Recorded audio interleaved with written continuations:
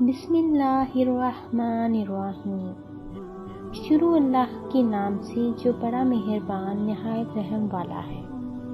Easy Muslims guide میں خوش آمدید۔ آج میں آپ کو 20ویں روزے کی عبادات بتاؤں گی۔ بعد از نماز فجر 5واں کلمہ استغفار 70 مرتبہ پڑھیں۔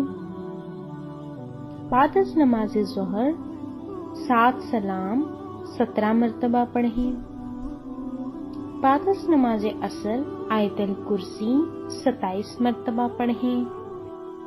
بعد از نماز مغرب درود ابراہیمی 33 مرتبہ پڑھیں۔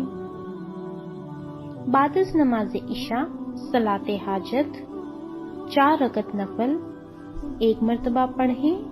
اس کے بعد استغفار 200 مرتبہ پڑھیں اور دعا کریں۔